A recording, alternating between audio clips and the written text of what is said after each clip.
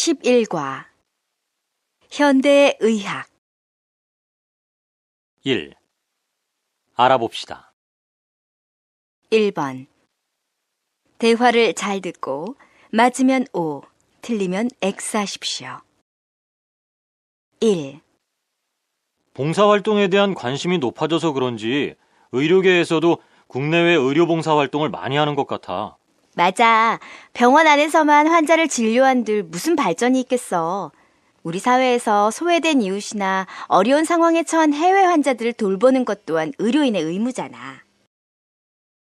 2. 요즘은 인공수정을 하는 부부들이 많은가 봐. 정부에서도 인공수정 비용을 지원해 준다고 할 정도니까 말이야. 맞아.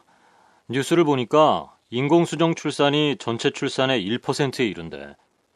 하지만 여전히 인공수정 성공률은 30%를 밑도는 수준이고 비용도 많이 들어간다던데?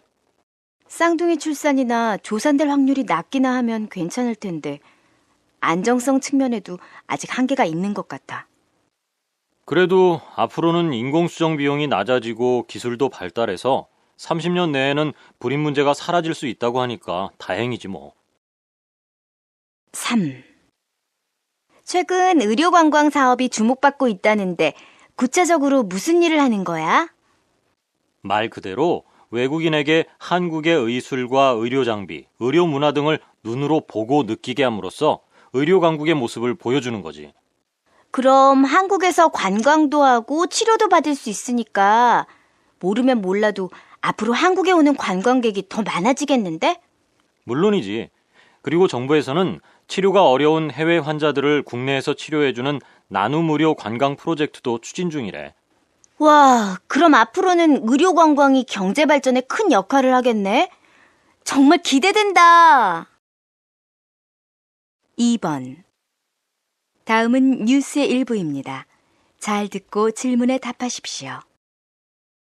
국내 병원을 찾는 외국인들이 크게 늘어서 올해는 10만 명에 이를 전망입니다. 의료 관광에 대한 인지도가 좀 더 높아진다면 의료계에도 한류 바람이 불 것으로 기대되는데요. 박수빈 기자가 취재했습니다. 요즘 주요 병원마다 외국인들을 어렵지 않게 볼 수 있습니다. 지난 2009년 해외 환자 유치가 합법화된 뒤 상당수 병원들이 외국인 유치에 나서면서 생긴 풍경입니다. 그렇다면 외국인 환자가 얼마나 증가했길래 그럴까요? 지난 2007년에는 16,000여 명에 불과했던 외국인 환자가 지난해 8만 명으로 크게 늘었고 올해는 10만 명에 이를 전망입니다. 저희 병원에는 작년에만 외국인 환자분들이 한 달에 보통 100여 명 정도 왔었는데 올해는 작년보다 20% 정도 증가했고요. 상담하러 오는 분까지 합하면 그 2배 정도 됩니다.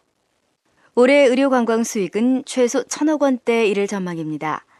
특히 해외 환자에 대한 순수 의료 서비스로 얻는 수익보다 환자와 보호자들이 국내에 체류하면서 얻는 수익이 더 크다는 점에서 의료관광이 주목을 받고 있습니다. 그러나 아무리 의료 한류가 시작되었다고 해도 의료 전문 통역사 확보와 같은 기본적인 과제를 해결해 나가지 않는다면 계속적인 의료계의 한류 바람은 기대하기가 어려울 것입니다. 인프라를 더 구축하고 높은 의료 수준 등 우리의 강점을 세계에 잘 알릴 때 의료 관광은 신성장 동력으로 자리 잡을 수 있을 것으로 보입니다. MBS 뉴스 박수빈입니다. 3번. 다음은 한 시사 프로그램의 내용입니다. 잘 듣고 질문에 답하십시오. 오늘날 우리 주변에서는 각종 질병이나 사고로 장애가 생긴 분들이 재활치료를 받는 것을 볼 수 있는데요. 이 시간에는 한국대학교 재활의학과 조민재 교수님과 함께 재활의학에 대한 이야기를 나눠보도록 하겠습니다. 교수님, 재활의학이 무엇인지 설명을 좀 부탁드리겠습니다.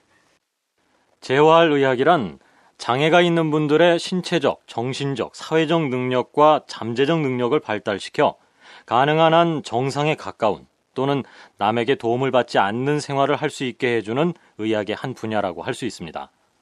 좀 더 간략히 말하면 장애가 생긴 사람이 정상에 가까운 생활을 할 수 있게 하는 의학이 되겠군요. 그렇다면 재활의학은 장애를 가진 사람을 사회로 복귀시키는 데 목적이 있는 건가요? 물론 그렇다고 할 수 있습니다. 좀 더 구체적으로 말씀드리면 환자의 통증을 없애주고 신체적 기능을 향상시키거나 유지해주며 일상생활에 필요한 기본적인 동작을 가장 효과적으로 해나갈 수 있는 방법을 훈련시키는데 그 목적이 있죠. 재활의학은 과거부터 존재해왔지만 최근 더욱 크게 발전하고 있는데요. 재활의학이 우리 사회에 미치는 영향이 어떻길래 이처럼 관심을 받는 걸까요? 재활의학 분야는 20세기 후반부터 급속히 확장되었는데요. 그 이유는 항생제를 비롯한 현대의학의 발달로 많은 환자를 살릴 수 있게 되었고 또 평균 수명이 늘어났기 때문입니다. 특히 최근에는 심한 운동기능 장애 환자의 재활에 과학기술이 사용되고 있어 큰 이변이 있다면 몰라도 앞으로 그 영역은 더 넓어질 것으로 예상됩니다.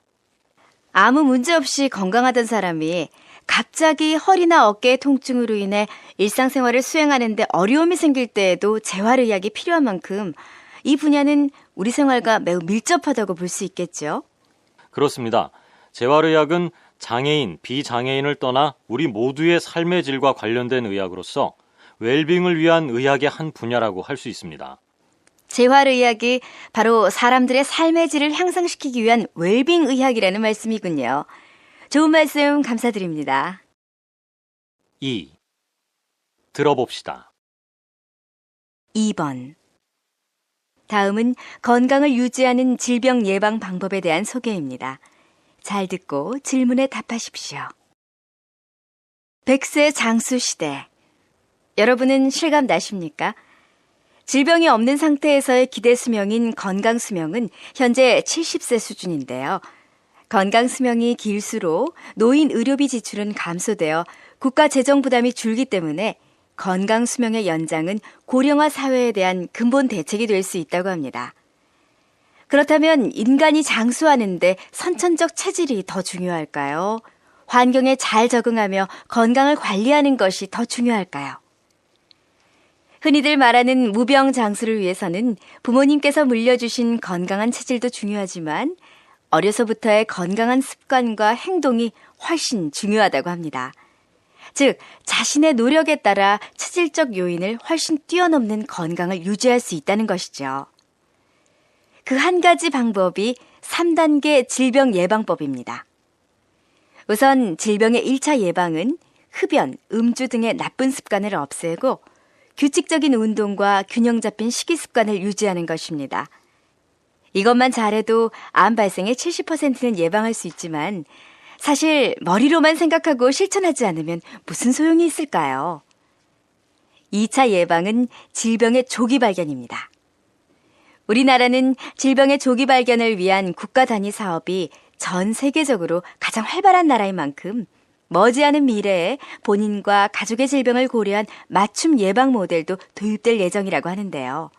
정말 기대됩니다. 질병 예방의 마지막 단계는 조기 치료와 재발 예방 단계입니다. 예를 들면 수술 후에도 꾸준한 저칼로리 식이 및 운동으로 병의 재발을 감소시킨다는 것이죠.